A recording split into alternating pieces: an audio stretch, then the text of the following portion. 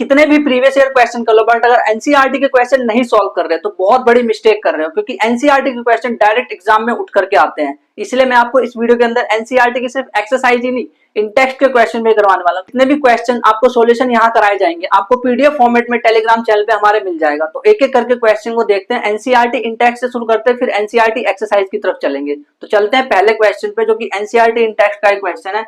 जादू से लेकर के आते हैं जूम। तो देखो पहला क्वेश्चन है, इन्होंने बोला है कि डिफ्यूजन जो है इनसफिशिएंट क्यों है, यानी कि डिफ्यूजन अकेला काफी क्यों नहीं है हमारी ऑक्सीजन रिक्वायरमेंट, यानी जो गैसेस रिक्वायर। देखो कह रहे हैं why diffusion insufficient to meet the oxygen requirement. Multicellular organism से हमें ह्यूमंस को ऑक्सीजन चाहिए होता है, तो उसके लिए डिफ्यूजन अकेला काफी क्यों नहीं, क्यों हमें रेस्पिरेटरी सिस्टम की जरूरत पड़ी, मतलब डिफ्यूजन से क्यों नहीं काम हो सकता। तो पहली बात ये समझो कि जो डिफ्यूजन की जो प्रोसेस है ना, एक्चुअल में बहुत धीरे धीरे होती है। जैसे मान लो आपने कहीं पे अगरबत्ती रख दी, तो अब जैसे मैंने कोने में अगरबत्ती रखी है कमरे के, तो क्या वो एकदम से पूरे जगह पे फैल जाएगी, क्या उसकी खुशबू एकदम से फैल जाएगी, या 1-2 मिनट लगेगा, टाइम तो लगेगा ना थोड़ा सा। वैसे ही सोचो, हमारा बॉडी में जब ऑक्सीजन जानी है हमारी, तो फिर पूरे बॉडी में हर एक सेल तक पहुंचाना है, तो क्या डिफ्यूजन अकेला कर लेगा? नहीं। अगर डिफ्यूजन करेगा तो बहुत ज्यादा टाइम लगेगा। तो यहीं पे लिखा हुआ है यहाँ पे, humans and other multicellular creatures have large body होती है उनकी, और लोड ऑफ ऑक्सीजन उन्हें चाहिए, इसलिए डिफ्यूजन जो है उसे बहुत ज्यादा टाइम लग जाएगा ऑक्सीजन हर एक सेल में पहुंचाने के लिए। इसलिए ये प्रोसेस सफिशिएंट नहीं है कि भाई डिफ्यूजन से काम हो जाए, नहीं। तो देखो अब क्वेश्चन नंबर 2 पे चलते हैं, जो कि इसका एनसीईआरटी इन टेक्स्ट का क्वेश्चन है। ये पेज नंबर 81 पे मैं देख रहा हूँ अभी। तो एनसीईआरटी इन टेक्स्ट के क्वेश्चन कर रहे हैं। चलते हैं क्वेश्चन नंबर 2 पे। तो देखो क्वेश्चन नंबर 2 में बोला है कि what criteria do we use to decide whether something is alive, मतलब हमें कैसे पता चलेगा कि कोई अलाइव है या नहीं, कहीं वो डेड तो नहीं है, तो ये कैसे पता चलेगा। इसका आंसर हमने एपिसोड 1 में ऑलरेडी फाइंड कर रखा है। आपने ही मुझे कुछ प्रॉपर्टीज बताई थी, मूवमेंट, ग्रोथ वगैरह एक्सेट्रा। देखो आपने बताया था कि क्राइटेरिया अगर कोई अलाइव है या नहीं वो कैसे देखेंगे, ग्रोथ होगा, मूवमेंट होगा, सेंसिटिविटी, और बहुत सारे आपने कैरेक्टरिस्टिक बताए थे। बट जो सबसे इंपॉर्टेंट है वो है कि उस बंदे के अंदर, मतलब जो जिंदा है या नहीं, अलाइव है या नहीं, उसके अंदर लाइफ प्रोसेस होनी चाहिए। तो लाइफ प्रोसेस कौन सी होती है? Nutrition, respiration, transportation, excretion. तो इसको हमने देख लिया। तो यही चीज है, बस इसका आंसर यही है, मतलब कोई अलाइव है नहीं वो कैसे पता चलेगा, ये पूछा था।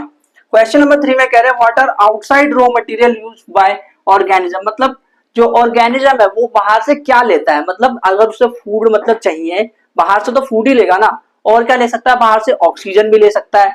बस ये ऐसे पूछ रहे हैं कि बाहर से ऑर्गेनिज्म जो है क्या लेता है, तो फूड लेता है, ऑक्सीजन होता है, और भी अलग चीजें ले सकता है, डिपेंड करता है कि ऑर्गेनिज्म क्या है। तो इसका आंसर है फूड एंड ऑक्सीजन एसेट्रा, मतलब अलग अलग चीजें भी ले सकता है वो। तो अब चलते हैं नेक्स्ट क्वेश्चन पे। जूम।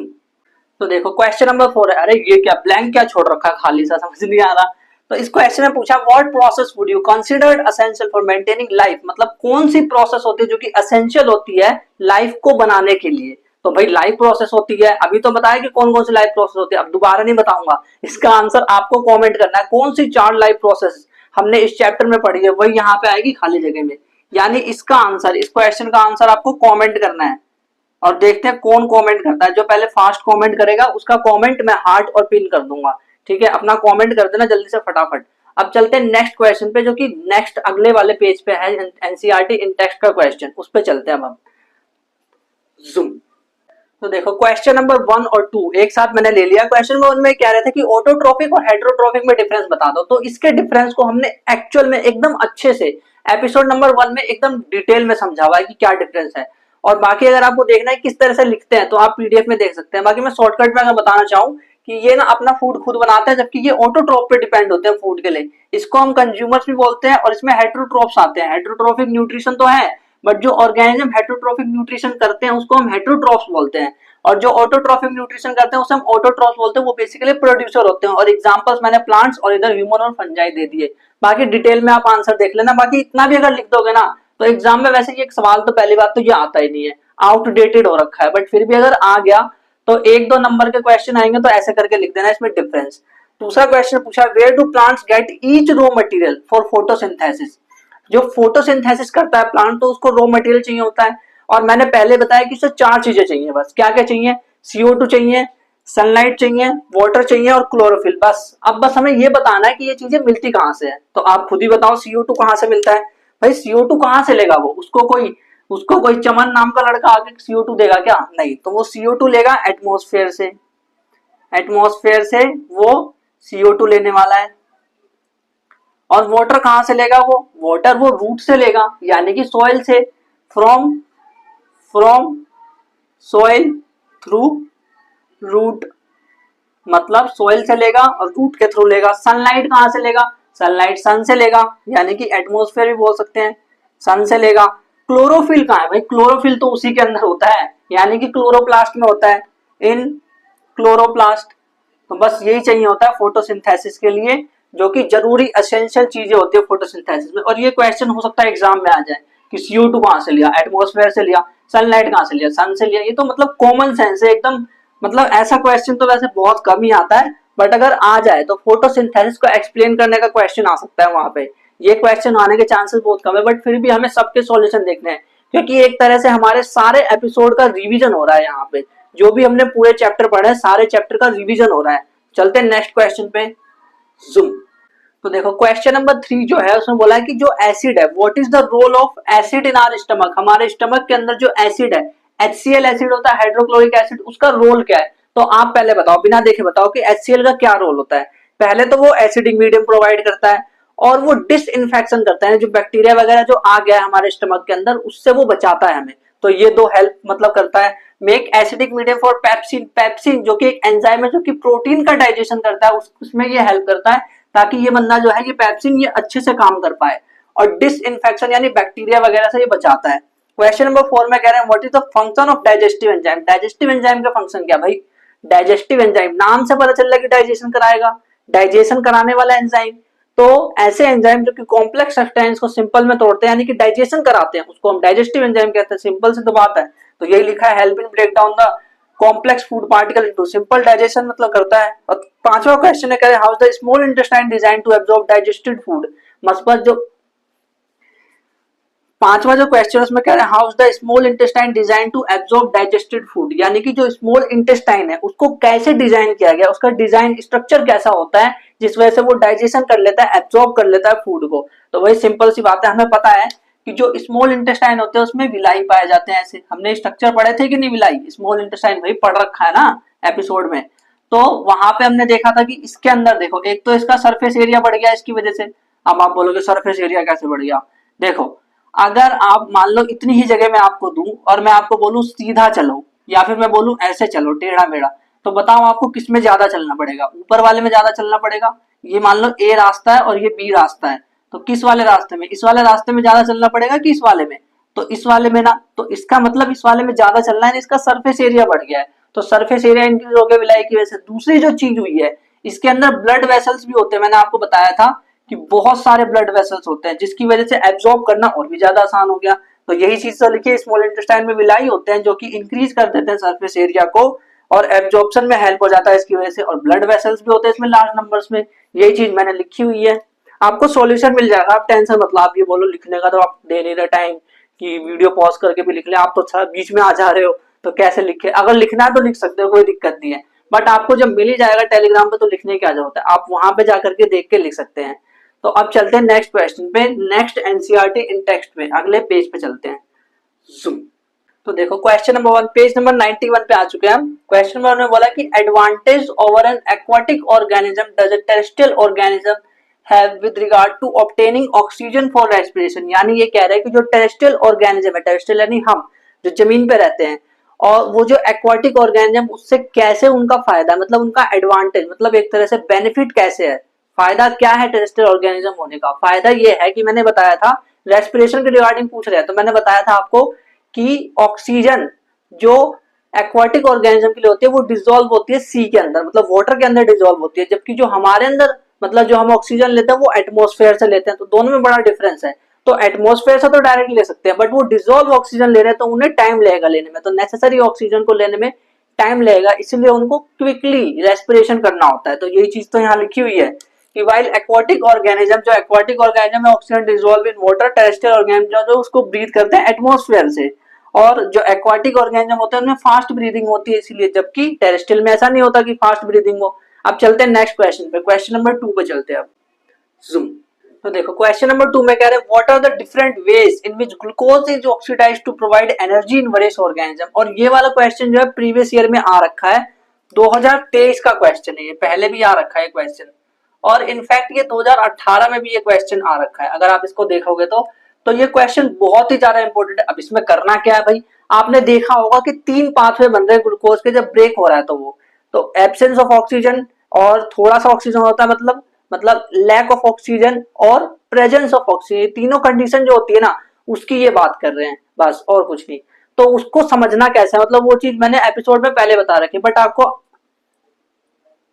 तो उस टॉपिक को समझना कैसे वो मैंने ऑलरेडी बता रखा है एपिसोड में। बट अगर आपको एपिसोड नहीं देखना लंबा सा, तो आप 10 से 12 मिनट में उसको समझ सकते हैं, और लिंक मैंने डिस्क्रिप्शन में उस वीडियो की दे रखी है, वहां से आप डायरेक्ट समझ सकते हैं कि ग्लूकोज का जो ब्रेकडाउन है वो किस तरह से होता है, तो वहां पे उसका आंसर मिल जाएगा। मतलब आपको बस फ्लो चार्ट बनाना है इसमें। क्वेश्चन नंबर 3 में कह रहा है कि how is oxygen and carbon dioxide transported, मतलब ऑक्सीजन और कार्बन डाइऑक्साइड हमारे अंदर कैसे ट्रांसपोर्ट होता है। तो भाई इसके लिए पूरा का पूरा ट्रांसपोर्टेशन सिस्टम बना हुआ है। और अगर बात करें कि ऑक्सीजन और कार्बन डाइऑक्साइड जाता कहाँ है, तो वो हमारे लंग्स में एल्वेलाई वाला हिस्से में जाता है, ये चीज हमें पता है। तो यहाँ पे क्या आंसर लिखा है, यहाँ पे लिखा है कि ऑक्सीजन CO2 को ट्रांसपोर्ट किया जाता है ब्लड स्ट्रीम के अंदर, यानी ब्लड के अंदर, जो ब्लड की जो वेसल्स है उसके अंदर ट्रांसपोर्ट करते हैं, और हम ऑक्सीजन को बाहर से लेते हैं और कार्बन डाइऑक्साइड को बाहर छोड़ते हैं, और ये एक्सचेंज एल्वेलाई में होता है, ये चीज हमें पता है। तो यही चीज मैंने लिख रखी है। क्वेश्चन नंबर 4 है how are the lungs design, lungs को कैसे डिजाइन किया गया ह्यूमन बीइंग में to maximise the area for exchange of gases, मतलब एक्सचेंज ऑफ एरिया, मतलब एक्सचेंज ऑफ गैस अगर करना है तो उसके लिए एरिया कैसे बढ़ाया गया, तो भाई एल्वेलाई के थ्रू बढ़ाया गया। और इसको आपको समझना है ना, तो आप इसका आंसर जो सॉल्यूशन है जो पीडीएफ में दे रखा है उसको अच्छे से पढ़ लेना। बस मैं आपको हिंट दे रहा हूँ कि बेसिकली कॉन्सेप्ट क्या है। कोर कॉन्सेप्ट ये है कि वो कहना चाह रहे हैं कि जो एल्वेलाई है ना वो पूरा का पूरा एक्सचेंज ऑफ गैसेस की प्रोसेस कैसे करती है वो सारा एक्सप्लेन करना है। मतलब ये 3-4 मार्क्स का अगर क्वेश्चन आए तो कैसे एक्सप्लेन करना है वो मैंने पीडीएफ में बता रखा है, तो उसको भी आप पढ़ लेना। कोर कॉन्सेप्ट तो यही है कि जो एल्वेलाई है उसकी वजह से एरिया बढ़ चुका है और एक्सचेंज ऑफ गैसेस हो रहा है, हमने ऑलरेडी इसको डिटेल में देख चुका है, तो इसकी टेंशन नहीं करनी। चलते हैं नेक्स्ट क्वेश्चन पे, नेक्स्ट पेज वाले एनसीईआरटी इन टेक्स्ट पे चलते हैं हम।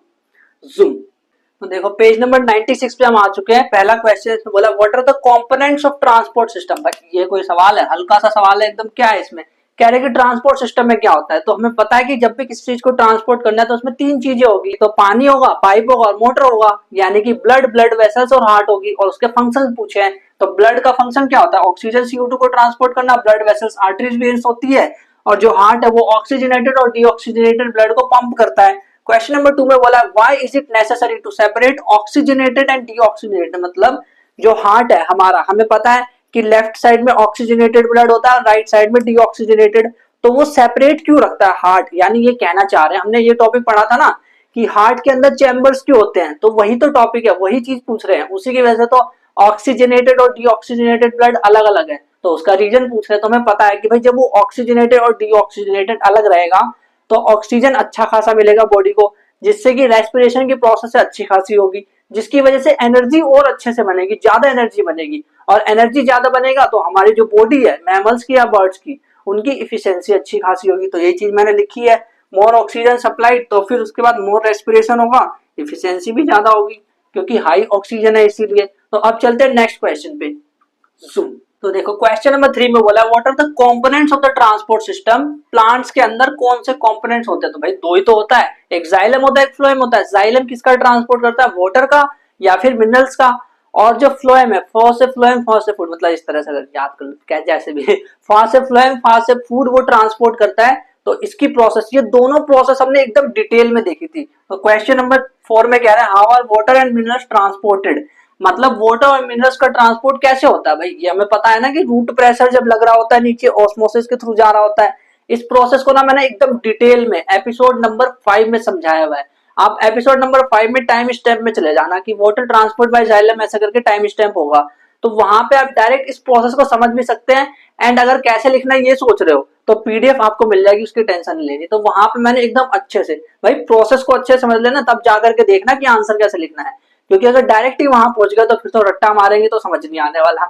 तो पहले प्रोसेस को समझ लेना ध्यान से, वहां पे ना 1-2 मिनट के अंदर, मतलब 1-2 मिनट तो नहीं, मतलब 5-6 मिनट के अंदर आपको पूरी प्रोसेस अच्छे समझ आ जाएगी वाटर का ट्रांसपोर्ट कैसे होता है। बट अगर फिर भी मैं सम अप करूं तो उसको, उसमें क्या था कि रूट प्रेशर लग रहा था, एसेंट ऑफ शेप की बात करी थी, वहां पे मैंने रूट प्रेशर लग रहा था एंड ट्रांसपिरेशन पुल बाद में लग रहा था, उसमें ये दोनों प्रोसेस हो रही थी मेनली, तो उसको मैंने वहां पे एक्सप्लेन किया हुआ है। क्वेश्चन नंबर 5 में कह रहे हैं कि हाउ इट, ये सब कहाँ मिलेगा। देखो ये वाला और ये वाला क्वेश्चन दोनों, ये आपको एपिसोड नंबर 5 में मिल जाएगा, वहां पे जाकर के आप टाइम स्टैम्प पे देख लेना। कह रहे हाउ इज फूड ट्रांसपोर्टेड, भाई एपिसोड 5 में बताया है। फूड ट्रांसपोर्टेशन तो लगभग 5 मिनट के अंदर मैंने बता दिया, तो वहां पे आप समझ सकते हो। मैंने आपको बताया था कंपेनियन सेल्स वगैरह होती है, सुक्रोज ट्रांसपोर्टेशन कैसे होता है, वहां पे भी ऑस्मोसिस कंसंट्रेशन ग्रेडियंट के अकॉर्डिंग सब कुछ हो रहा होता है, हाई प्रेशर से लेस प्रेशर जा रहा है। जो नए बच्चे आए होंगे उसको समझ ही नहीं आ रहा होगा क्या बोल रहे हैं। भाई एपिसोड नंबर 5 जाकर के देखो, आपको समझ आएगा। वहां पे मैंने एंड में उस प्रोसेस को अच्छे से, एकदम अच्छे से एक्सप्लेन करके with the help of diagram समझाया हुआ है, तो वहां पे आप जाके देख सकते हैं। अब चलते हैं एनसीईआरटी इन टेक्स्ट के नेक्स्ट, जो कि लास्ट इन टेक्स्ट वाला जो पेज है ना, उसमें चलते हैं। चलो जूम। तो पेज नंबर 98 पे हम आ चुके हैं। इसमें 3 क्वेश्चन दे रखे हैं, एक्सक्रीशन के ऊपर ही क्वेश्चन है। क्वेश्चन में बोला है describe the structure and function of nephron. तो भाई स्ट्रक्चर हम बना सकते हैं, हमें पता है कि ये कप जैसी स्ट्रक्चर होती है इसमें, एंड इसके बाद यहाँ पे पीसीटी होता है, फिर उसके बाद रूप ऑफ हेलने होता है। इसको ये ट्यूबिल्स वाला पार्ट है, ट्यूबुलर पार्ट ऑफ नेफ्रॉन इसको कहते हैं। फिर इसके बाद जब आगे जाते हैं तो यहाँ पे क्या होता है, कलेक्टिंग डक्ट, पता है ना, यहाँ पे कलेक्टिंग डक्ट होता है। देखो इसके अंदर ग्लोमेरुलस भी होता है, इधर से आर्टरीज आ रही होती है, रीनल आर्टरी आती है। तो ये ग्लोमेरुलस है, ये बोमन कैप्सूल है, बोमन कैप्सूल, ये ग्लोमेरुलस है, और ये डीसीटी है, पीसीटी, ये डीसीटी है, ये ट्यूबुलर पार्ट है पूरा का पूरा। हेनलेस ग्रुप बोलते हैं ना इसको, मैंने बताया था स्ट्रक्चर। तो भाई अगर एपिसोड नहीं देखा है तो देख के आओ, वहां से फिर क्वेश्चन करना बहुत आसान हो जाएगा। यहाँ पे हम रिवीजन कर रहे हैं एक तरह से। और ये क्या है, ये कलेक्टिंग डक्ट है, हमें पता है। तो क्वेश्चन नंबर 2 में कह रहे हैं what are the method used by the plants to get rid of the excretory product. और ये लास्ट आपके एनसीईआरटी में जो लास्ट पैराग्राफ है ना, उसमें दे रखा है कि एक्सक्रीटरी प्रोडक्ट को प्लांट्स का निकालने का तरीका क्या है। पहला तरीका तो ये कि अगर उसे ऑक्सीजन निकालना है तो फोटोसिंथेसिस कर लेगा। दूसरा, अगर मान लो CO2 निकालना है तो रेस्पिरेशन करता है प्लांट्स, ये भी हमें पता है। और ओल्ड जाइलम में जो है रेजिन्स और गम्स वगैरह इकट्ठा है, और जो एक्सेस वाटर भी होता है ना प्लांट्स के अंदर, मैंने ये भी लिखवाया है। 6 पॉइंट्स लिखवाए थे पिछले एपिसोड में ही। पिछले एपिसोड के आप लास्ट वाले पार्ट में जाओगे तो आप देखोगे कि वहां पे देखो सारी एपिसोड की लिंक आपको डिस्क्रिप्शन में मिल जाएगी, तो टेंशन लेने की जरूरत नहीं है। तो वहां पे जाकर के आप देख सकते हो लास्ट वाले पार्ट में, एपिसोड 6 के लास्ट वाले पार्ट में, वहां पे आपको इसका आंसर मिल जाएगा। 6 पॉइंट्स लिखवाए। क्वेश्चन नंबर 3 में कह रहे हैं how is the amount of urine. अच्छा, मैं ये कह रहा था कि एक्सक्रीटरी प्रोडक्ट जो है प्लांट्स वाटर भी निकालता है, एक्सेस वाटर, जो कि ट्रांसपिरेशन के थ्रू निकालता है, तो वो भी मैंने बता रखा है वहां। How is the amount of urine produce regulated, जो यूरिन का अमाउंट जो प्रोड्यूस हो रहा है वो कैसे रेगुलेट होता है भाई, तो वो रेगुलेट होता है नेफ्रॉन द्वारा। नेफ्रॉन का जो पार्ट है, नेफ्रॉन ही बोल दो आप, नेफ्रॉन ही डिसाइड करता है, क्योंकि भाई वही तो जितना ब्लड फिल्टर करेगा उसके अकॉर्डिंग तो देखा जाएगा कितना यूरिन प्रोड्यूस हो रहा है कितना नहीं। तो वो आगे जाएगा, यूरिनरी ब्लैडर में स्टोर हो जाएगा, जब तक कि नर्वस सिग्नल ना आ जाए तब तक कंट्रोल नहीं होगा। तो ये चीज लिखी, यूरिन प्रोड्यूस रेगुलेट करता है नेफ्रॉन, जो कि स्टोर होता है यूरिनरी ब्लैडर में अंटिल, तब तक जब तक कि नर्वस सिग्नल नहीं आ रहा यूरिनेट करने के लिए, तब तक ये चीज स्टोर होती है, यूरिन स्टोर होता है यूरिनरी ब्लैडर में। अब ना एनसीईआरटी इन टेक्स्ट के सारे क्वेश्चन मेरे ख्याल से आपको अच्छे समझ आ गए होंगे। अगर आ चुके हैं तो कमेंट में लिख देना एनसीईआरटी इन टेक्स्ट समझ आ गया, ठीक है। अब हम चलते हैं एनसीईआरटी के एक्सरसाइज वाले क्वेश्चन पे, जिसमें ना शुरू में एमसीक्यूज दे रखे हैं। तो बहुत आसान एमसीक्यू है, इतने आसान है ना, और वही एग्जाम में आते भी है कि डायरेक्ट अगर एग्जाम में आया कुछ तो वो भी आ सकता है। बाकी एनसीईआरटी के जो क्वेश्चन है, एक्सरसाइज के क्वेश्चन देखते हैं एक एक करके और उसको समझने की कोशिश करते हैं। एमसीक्यू तो आप खुद ही आंसर दे दोगे चुटकी बजाते, क्योंकि आपने सारा एपिसोड देखा है, पूरा का पूरा चैप्टर लाइव प्रोसेस पढ़ रखा है अच्छे से, तो ध्यान से देखना। अब चलते हैं एनसीईआरटी एक्सरसाइज क्वेश्चन पे। जूम। तो देखो एनसीईआरटी एक्सरसाइज के जो क्वेश्चंस है वो 4 क्वेश्चन पहले एमसीक्यू देख लेते हैं। बहुत आसान एमसीक्यू है, आप इसका आंसर कमेंट में कर सकते हो। अगर आपको पता है तो वीडियो को पॉज करो और कमेंट करो आंसर इसका, जल्दी से फटाफट कमेंट करो, ठीक है। देखो क्या है, the kidneys in human beings are the part of system, मतलब किडनी जो है किस कौन से सिस्टम का पार्ट है। तो भाई अभी तो पढ़ के आए हम पिछले वाले एपिसोड में, एक्सक्रीटरी सिस्टम का पार्ट है। एक्सक्रीटरी कहाँ है, ये रहा। फिर क्या क्वेश्चन नंबर 2 कह रहा है xylem in the plants are responsible for transport. Xylem, अच्छा जाइलम, जाइलम, देखो हिंदी वाले इसको कहते हैं जाइलम, और हम हिंदी वाले मतलब जो हिंदी वाले हैं उनकी बात कर रहा हूँ। जाइलम जल, जा से जाइलम, जा से जल, तो ये याद करना आसान है। तो भाई वाटर का करता है, सिंपल सी बात है।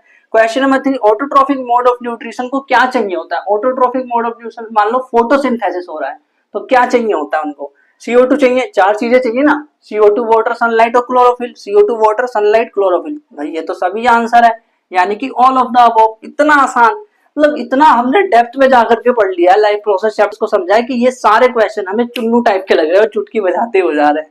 क्वेश्चन नंबर 4 है द ब्रेकडाउन ऑफ पायरुवेट। जो पायरुवेट का ब्रेकडाउन होता है CO2 वाटर और एनर्जी में, पायरुवेट CO2 वाटर एनर्जी, वो 3 पाथवे बने थे। CO2 वाटर और एनर्जी किस में था, कौन से वाले में था, क्या वो न्यूक्लियस में हो रही थी प्रोसेस? अरे इसकी तो बात ही नहीं हुई। माइटोकॉन्ड्रिया में हो रही थी क्या? हाँ माइटोकॉन्ड्रिया में ही हो रही थी। क्लोरोप्लास्ट इसमें थोड़ी ना हो रही थी। साइटोप्लाज्म, साइटोप्लाज्म में तो ग्लूकोज पायरुवेट में कन्वर्ट हो रहा था, ये थोड़ी ना प्रोसेस हो रही थी। हाँ ये वाली पायरुवेट CO2 वो तो माइटोकॉन्ड्रिया में हो रही थी। अब चलते हैं नेक्स्ट क्वेश्चन पे, जूम। तो देखो क्वेश्चन नंबर 5 में कह रहे हैं कि फैट का डाइजेशन कैसा होता है, और ये वाला क्वेश्चन जो है ना बहुत बहुत बहुत ज्यादा इंपॉर्टेंट है।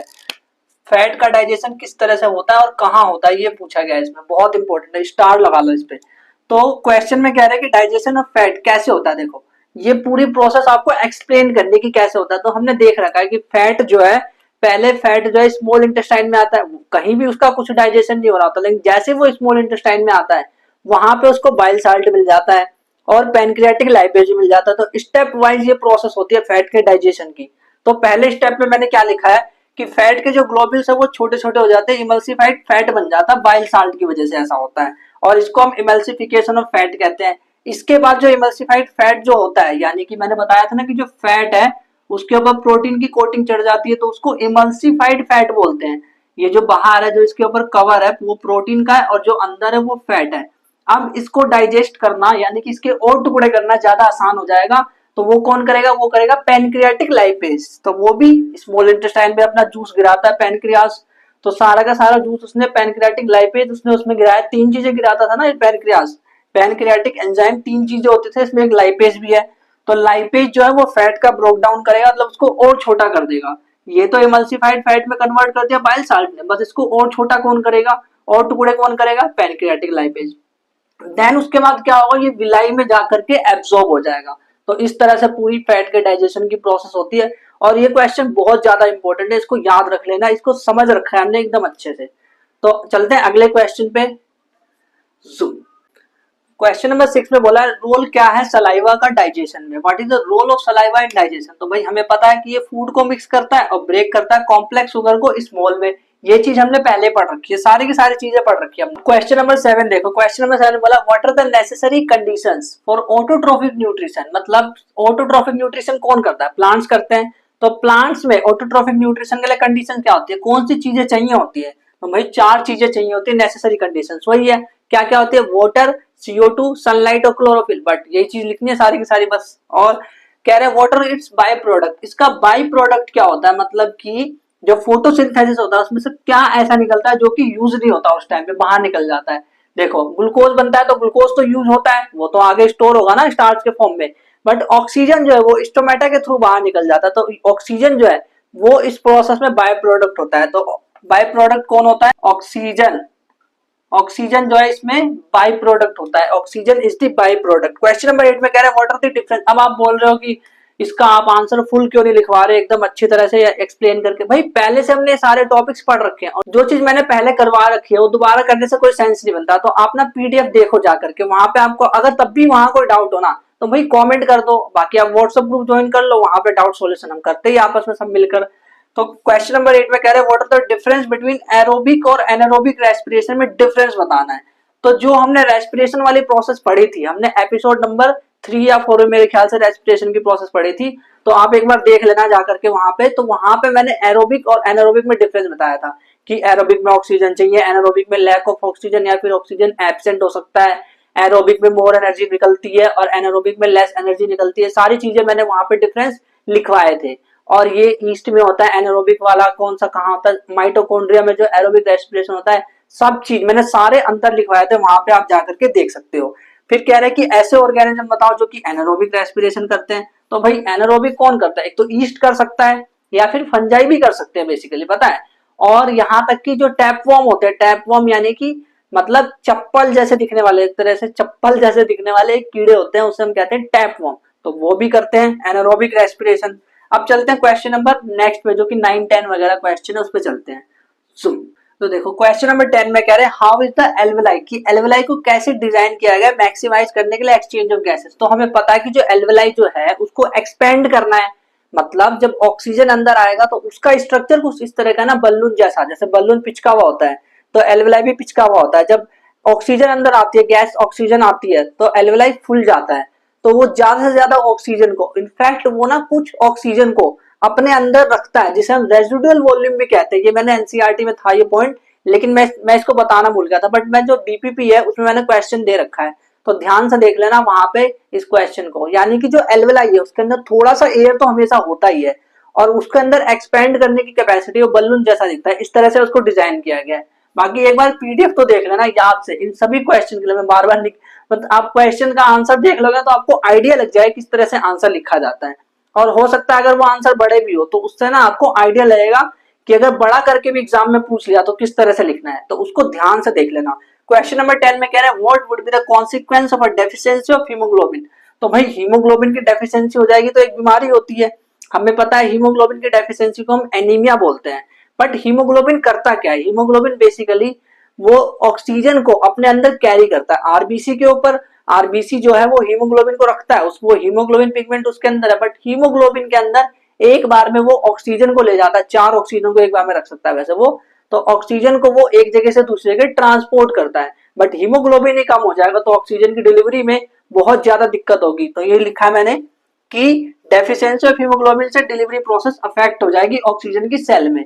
एंड एनीमिया इस प्रोसेस में, मतलब जो ये कमी जो होती है हीमोग्लोबिन की उसको हम एनीमिया बोलते हैं। क्वेश्चन नंबर 11 में कह रहा है कि डबल सर्कुलेशन को डिफाइन करो, और ये क्वेश्चन बहुत ज्यादा इंपॉर्टेंट है। इसके आंसर को तो जरूर देख लेना याद से कि डबल सर्कुलेशन क्या होता है। देखो मैंने बताया था कि जो हार्ट होता है उसमें 2 बार ब्लड आता है, एक बार ब्लड घूम करके, प्रोसेस याद है कि नहीं याद है, कहीं भूल तो नहीं गए? मैंने एग्जांपल दिया जैसे कि हार्ट है और ये हमारा लंग्स है, तो मैंने पूरा अच्छे समझाया। तो देखो ये बॉडी है, ये हमारा लंग्स है, लंग्स, और ये बॉडी है और ये हार्ट है। तो इसमें 4 होता है, देखो 4, right atrium, right ventricle, left atrium, left ventricle, ये चीजें होती है। और मैंने बताया था कि राजू, रवि, ऐसे करके मैंने ट्रिक दी थी वहां पे, तो उसको ध्यान से देख लेना, उससे आपको ये प्रोसेस अच्छे से याद हो जाएगी। फिर वेंट्रिकल में ब्लड जाता है, वेंट्रिकल के बाद ये कहाँ जाता है, ये ब्लड वेंट्रिकल से जाता है पल्मोनरी आर्टरी के थ्रू, पल्मोनरी आर्टरी के थ्रू ये जाता है सीधा वेंट्रिकल से, फिर ये जाता है पल्मोनरी आर्टरी में, पीए करके याद कराया था, याद है?